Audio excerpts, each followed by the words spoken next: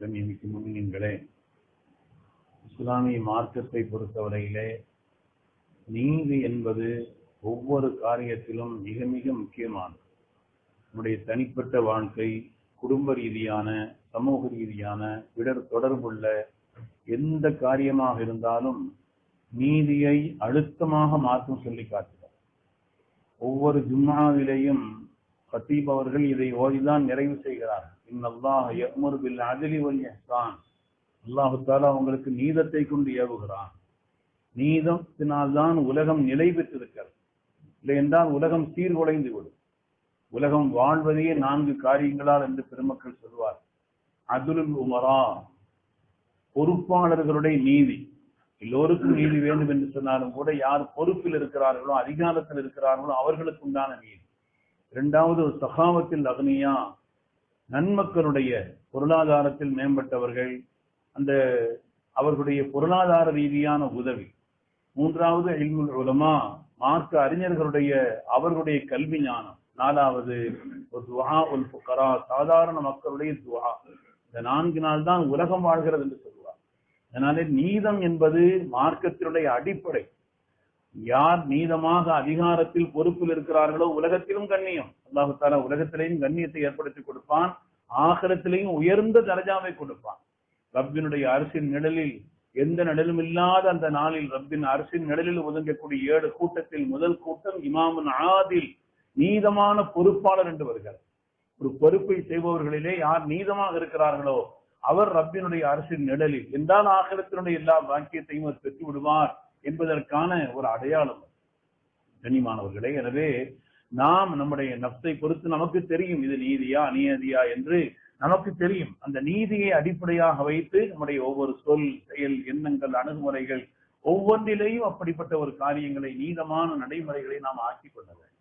இந்த உலகத்திலே நீதிக்கு பெயர் பெற்றவர்கள் செய்தனா உமர் இப்னு கத்தாப் ரலியல்லாஹு அன்ஹு அவர்கள், அவங்களுக்கு நீதத்தினுடைய அழுத்தம், நீதிக்கு பெயர் பெற்றவர் ஹஜ்ரத் உமர் வந்து அறியப்படக்கூடிய அந்த ஒரு நிலைக்கான காரணம் அவங்களுடைய ஆரம்ப காலகட்டத்திலே அவங்களுக்கு வாழ்க்கையில் ஒரு சம்பவம் நடந்தது. அதுதான் நீதத்தை இன்னும் அவருடைய உள்ளத்தில் அழுத்தமாக ஏற்படுத்தியது என்று சொல்வார். பயணம் போயிருந்தாங்க, வெளியூர் போயிருந்தாங்க. போயிருந்த நேரத்தில் அவருடைய கையில வைத்திருந்த அந்த பணப்பை, அந்த பொருளாதாரத்தினுடைய அந்த பணப்பை காணா போயிடும். பொருளாதாரம் முழுக்க காணா போனதுனால உரியவர்களிடத்தில் முறையிட்டார்கள். அந்த உரியவர்கள், அதிகாரமிக்கவர்கள் சொன்னாங்களாம், நீங்க 2 நாள் பொறுங்க, தயவு செய்து இந்த 2 நாள் இங்க இருக்கிறது கூட எங்களுடைய நேரடி பொறுப்பில், எங்களுடைய செலவில் இங்க இருங்க, நாங்க அதை கண்டுபிடிச்சு தர்றோம் அப்படிங்கிறது மாதிரி அவங்கள உட்கார வச்சாங்க. அந்த 2 நாள் அவங்களுக்கு உண்டான காரியங்களை பூரா அந்த பொறுப்பாளர்களை ஏற்படுத்தி கொடுத்தார்கள். 2 நாளைக்கு பின்னால் காணாமல் போன அவருடைய அந்த பணப்பை அது அவர்களுக்கு கிடைத்து விட்டது, கொண்டு கொடுத்தார்கள்.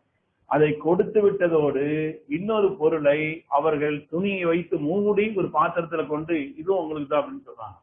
என்னன்னு பார்த்தா அதிலே திருடப்பட்டவருடைய கை வெட்டப்பட்டு வைக்கப்பட்டிருந்தது. உமர் ரலியல்லாஹு வாழ்க்கையில இது அவர் பெரிய தாக்கத்தை உண்டாக்கியது. திருடியவர்களுக்கு உண்டான ஒரு தண்டனை கொடுக்கப்பட்டால்தான் உலகத்தில் திருட்டு என்பது தடுக்கப்படும் என்பதை உள்ளத்தில் அழுத்தி வைத்த ஒரு சம்பவம் என்று சொல்வார். அதனாலே இந்த உலகத்திலே நீதம் அது துன்யாவிலும் கண்ணியமானது, ஆகிரத்திலும் மேன்மையை தரக்கூடியது என்பதில் எந்த விதமான சந்தேகம். இதனையும் குறிப்பாக பொறுப்பில், அதிகாரத்தில் இருப்பவர்கள் நீதத்தில் ரொம்ப கவனம் செலுத்தார். ஒரு குடும்பத்துல நாம பொறுப்புல இருக்கிறோம்னா நீதமா நடந்து கொள்ள வேண்டும்.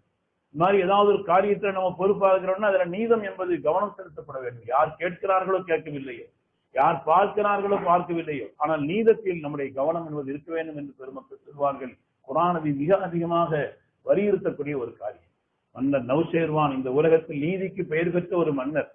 சொன்னாங்க, உலித்து ஃபீ ஸமனில் மலிக்கில் ஆதில், ஒரு நீதமான மன்னர் இந்த உலகத்தை ஆட்சியும் அந்த காலகட்டத்தில் தான் நான் உலகத்தில் பிறந்தேன்னு சொன்னாங்க. உலித்து ஃபீ ஸமனில் மலிக்கில் ஆதில், நீதமான ஒரு மன்னர், அவர் இந்த உலகத்தில் ஆட்சி செய்யக்கூடிய இந்த காலகட்டத்தில் தான் நான் இந்த உலகத்தில் பிறந்தேன் என்று அவரை ஸல்லல்லாஹு அலைஹி வஸல்லம் கூட பாராட்டி சொல்லியிருப்பார். அந்த நௌஷேர்வான் மன்னர் நீதிக்கு ரொம்ப ஒரு பொருத்தமானவர், அதற்கு தகுதியானவர், அதிலே தன்னுடைய வாழ்வை அமைத்துக் கொண்டதிலே முன்னோடியானவர். ஒரு தடவை ஒரு வெளியூர் பயணம் பண்ணாங்களாம். பொழுது உணவுக்குண்டான எல்லா பொருள்களையும் எடுத்து வந்திருந்தாங்க, உப்பு மட்டும் கொண்டாட மறந்துட்டாங்களாம்.